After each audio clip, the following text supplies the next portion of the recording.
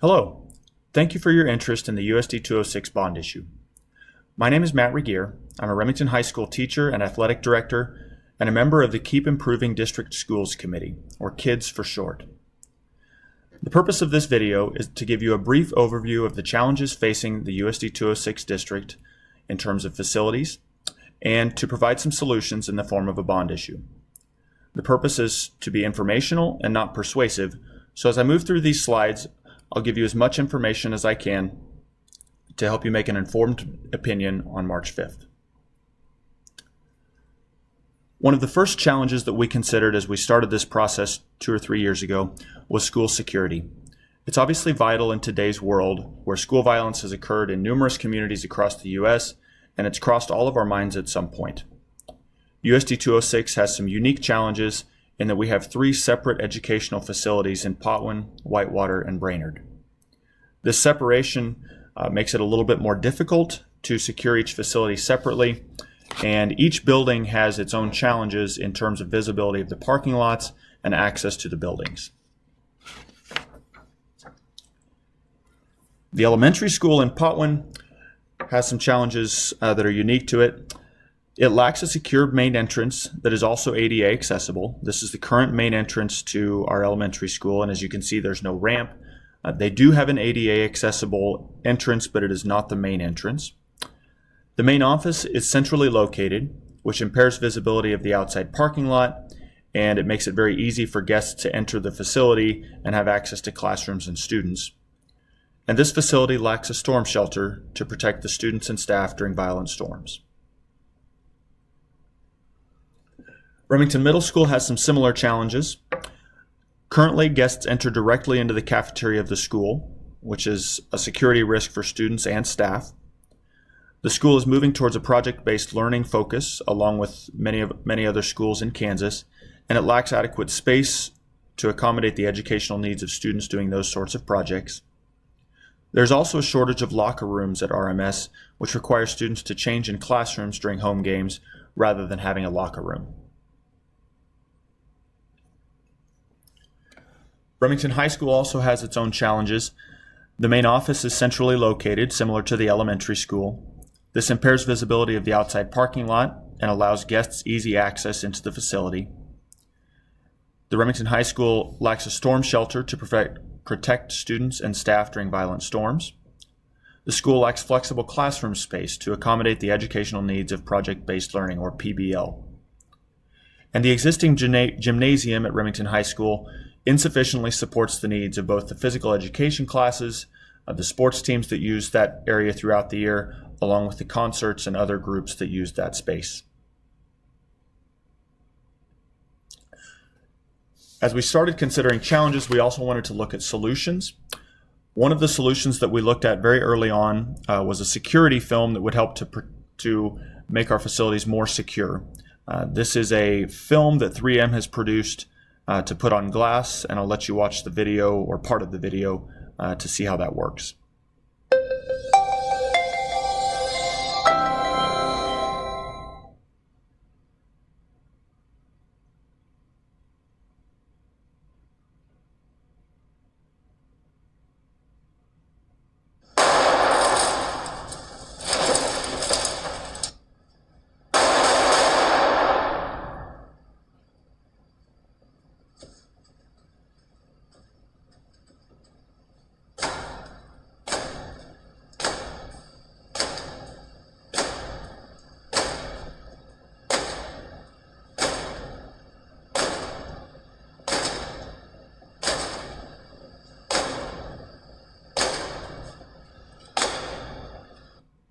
I'll stop the video there, but I'll give away that it takes him 1 minute and 46 seconds to actually break through that glass.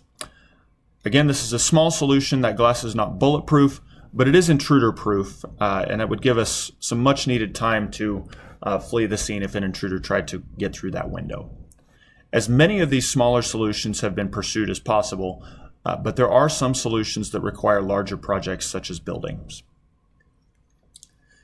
At Remington Elementary School, the proposed solutions include a secure and accessible entry, a new storm shelter which would go in this red box here, and air conditioning in the existing gym. The proposed blueprint includes a relocation of the main office to enhance the building's security. The main office would be here in blue near the main entry. There would be a vestibule where visitors would walk into the office and then into the rest of the school, protecting the students and staff from unwanted intruders. There would be a new music room in this orange box here that would double as a storm shelter. That would move the current music room from the basement of that building up into a larger space that would again double as a storm shelter. And there would also be air conditioning in the current gymnasium at Remington Elementary School. This would improve usability during warm weather, and it would also be an additional security upgrade because these doors into the gymnasium would not need to be open during warm weather seasons. Here's a picture of the proposed entrance to Remington Elementary School. It makes much more clear that that is the main entrance rather than the old main entrance in the middle of the building. It's ADA accessible with a ramp on the side and is a much more clear area to enter and exit that school. At Remington Middle School, there would again be a secured entrance proposed. There would be an expanded special education area, a new media center and library in this red area here that would be connected to the tech lab and would be available for independent study or curriculum redesign opportunities. There would be a focus on project-based learning in these building projects, and there would also be air conditioning added to the existing gym. A blueprint look at that building shows in the green area here that there would be a reconfiguration of the main vestibule to allow for secured entrance. That would prevent visitors from going straight into the cafeteria. They would go through the office first. The new media center and library area would be conducive to project-based learning and independent study. The existing library, which is north of the gymnasium, would be reconfigured to support special education in the purple area, which currently does not have a classroom at Remington Middle School. And these yellow areas would be changing rooms or locker rooms for team sports. That would allow all of our students and visitors to change in a locker room rather than a classroom. The gymnasium would also be upgraded with air conditioning to improve usability during warm weather. At Remington High School, there would again be a secured entrance and a storm shelter added. There would be a makerspace or flexible classroom that would be added. This could be used for testing, for independent study, for career exploration activities, and would double as that storm shelter. There would be a community wellness center with a walking track, a weight room, and fitness equipment.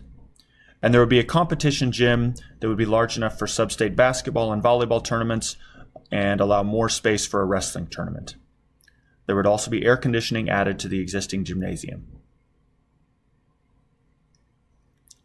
The blueprint for that building looks like this. The main office would be moved to the west in this blue area here, and it would be improved with better visibility and intruder-resistant glass. The multi-purpose classroom would be in this dark green area. That would double as a storm shelter. It would be a reinforced structure and would be available for independent study, for students doing project-based learning, or for testing. This larger gray area here would have multiple uses. It would be a physical education classroom, it would be a competition gym, it would be a community wellness center, it would be a practice facility. This green area with the wrestling mats could be used for wrestling. It would also be used for an indoor practice facility for outdoor sports and as a PE classroom. There would be a small new concessions area added for outdoor sports so that patrons didn't need to walk all the way around the building to the current concession stand. And there would be air conditioning added in the existing gymnasium to again improve usability during warm weather. And here's a look at the proposed exterior for Remington High School.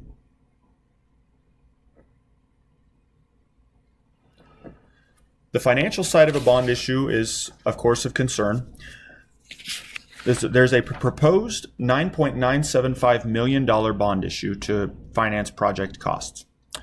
As many of us know, interest rates are near 50-year lows. They are currently estimated at 4.5% for the 22-year bond. Of course, the money is an issue, but these low interest rates make the cost of repayment of the bond issue much more affordable, and similar bond issues have sold at rates below 4% recently.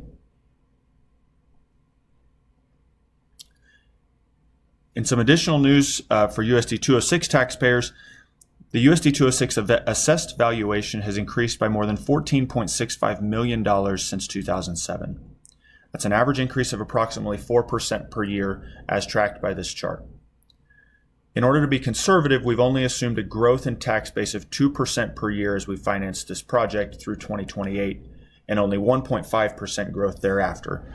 These estimates are clearly conservative and hopefully allow us to finance this project well.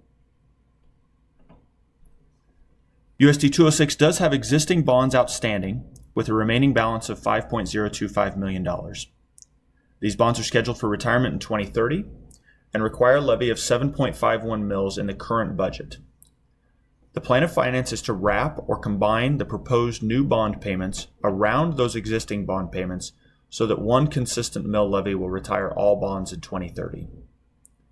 The estimated required mill rate in order to do that would be 15.43 mils. We are currently paying 7.517 mils for bond and interest, so the net tax increase would be 7.9 mils. For a look at how this might impact your finances, it's helpful to reference this note on the right here. A mill is $1 of tax on each $1,000 of assessed valuation of property in the district. So if you own a $100,000 home, the assessed valuation for that home is $11,500. At 7.9 mils, or $7.9 on every $1,000 of assessed valuation, the yearly tax increase would be $90.85. Monthly, that comes out to $7.57 per month. For a $75,000 home, there are estimates here. For a $50,000 home, there are estimates. And for commercial property and farmland, there are also estimates, although we would suggest that you consult your own tax statements or your tax consultant in order to get estimates that are more realistic for your specific situation.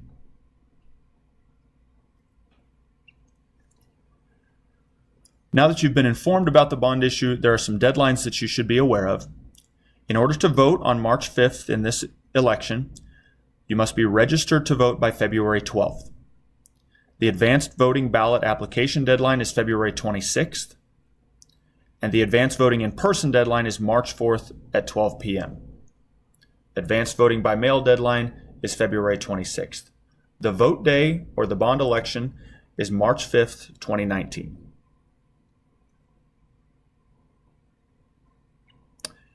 If you have questions, there's a link to the Kids or Keep Improving District Schools Facebook page in the comments section of this video, or you could contact a Kids Committee member.